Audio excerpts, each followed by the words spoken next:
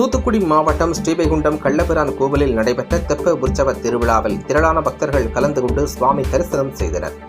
தூத்துக்குடி மாவட்டம் ஸ்ரீவைகுண்டம் தாமிரபரணி நதிக்கரை ஓரம் அமைந்துள்ள நவ திருப்பதி பெருமாள் கோவில்களில் முதலாவது கோவிலாக ஸ்ரீவைகுண்டம் கள்ளபிரான் சுவாமி கோவில் உள்ளது. இக்கோவிலில் ஆண்டுதோறும் தை மாதம் தை திருவிழா 12 நாட்கள் வெகு சிறப்பாக கொண்டாடப்பட்டு வருகிறது.